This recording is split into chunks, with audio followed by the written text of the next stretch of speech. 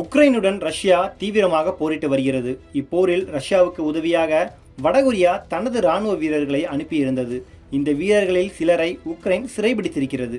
தென்கொரியாவின் உளவு நிறுவனம் இந்த தகவலை உறுதி செய்திருக்கிறது. ரஷ்யாவின் மொத்த மக்கள் தொகையே வெறும் 11 கோடி தான். ஆனால் அந்நாடுதான் உலகின் மிகப்பெரிய நாடு. எனவே எல்லையை பாதுகாக்க கூடுதலான ஆட்கள் இராணுவத்திற்கு தேவைப்படுகின்றனர். இதற்காக வடகொரியாவை ரஷ்யா நாடியிருந்தது.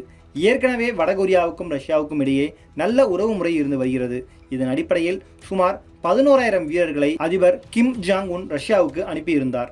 அவர்கள் அனைவரும் உக்ரைன் படைகளை எதிர்த்து தீவிரமாக சண்டை செய்து வருகின்றனர். உக்ரைன் சிறிய நாடாக இருந்தாலும் போரை எளிதாக விட்டுக் கொடுக்க அவர்கள் தயாராக இல்லை. அது மட்டுமல்லாது அமெரிக்கா ஏராளமான அளவில் இராணுவ உதவிகளை செய்து வருகிறது. இது போரை உச்சத்திற்கு கொண்டு சென்றிருக்கிறது. போர் இரு நாடுகள் தரப்பிலும் கடுமையான பாதிப்புகளை ஏற்படுத்தியுள்ளது.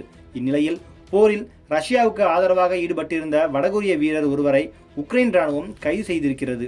இந்த தகவலை தென்கொரிய உளவு அமைப்புகள் தெரிவித்திருப்பதாக ஃபர்ஸ்ட் போஸ்ட் செய்தி ஊடகம் கூறியுள்ளது. ஏற்கனவே இந்த போரில் சுமார் 3000க்கும் அதிகமான வடகொரிய வீரர்கள் உயிரிழந்ததாக தகவல்கள் வெளியாகி இருக்கின்றன. இப்போது உயிருடன் ஒரு வீரர் கைது செய்யப்பட்டிருப்பது ரஷ்யாவுக்கு பின்னடைவையும் வடகொரியாவுக்கு அதிர்ச்சியையும் ஏற்படுத்தியுள்ளது. நேட்டோ அமைப்பு தான் இப்போது நடக்கும் போருக்கு முக்கிய காரணம். அமெரிக்காவால் உருவாக்கப்பட்ட இந்த அமைப்பு உலகம் முழுவதும் தனக்கு ஆதரவான நாடுகளில் இராணுவத்தை நிலைநிறுத்தி வருகிறது. உக்ரைனிலும் நேட்டோவை நிலைநிறுத்த கடுமையான முயற்சிகள் மேற்கொள்ளப்பட்டன. ஆனால் கதை வேலைக்காகவில்லை. எனவே இதற்கு முன்னர் இருந்த அரசை அகற்றிவிட்டு ஜெலன்ஸ்கி தலைமையிலான புதிய அரசை அமெரிக்கா ஆட்சியில் உட்கார வைத்தது. ஜெலன்ஸ்கி வந்தவுடன் நேட்டோவில் உக்ரைன் இணைய ஒப்புக்கொண்டார். இதன்படி நேட்டோ படைகள் உக்ரைனில் நிலைநிறுத்தப்பட்டால் அது ரஷ்யாவுக்கு பெரிய அவமானமாக போய்விடும். அது மட்டுமல்லாது ரஷ்ய எல்லையில் நேட்டோ படைகள் இருப்பதை அந்நாட்டு மக்கள் விரும்ப மாட்டார்கள். எனவே இதற்கு எதிராக சண்டை செய்ய வேண்டிய நிலைக்கு அதிபர் புதின் தள்ளப்பட்டார். உக்ரைனுக்கு தொடர்ந்து எச்சரிக்கை அனுப்பிய அவர் கடந்த 2022ஆம் ஆண்டு ஜனவரியில் போரை தொடங்குவதாக அறிவித்தார். போர் இப்போது வரை நீடித்து வருகிறது. இது மேலும் நீடிக்கலாம் என்று சொல்லப்படுகிறது.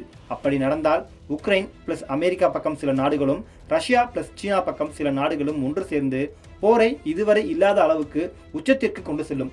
இது 3வது உலகப் போராகவும் வெடிக்கும். இதனால் இந்தியா, ஆப்பிரிக்கா போன்ற வளரும் மற்றும் ஏழ்மை நாடுகள் கடுமையான பாதிப்புகளை எதிர்கொள்ளும். எனவே பலரும் போருக்கு எதிராக குரல் கொடுத்து வருகின்றனர்.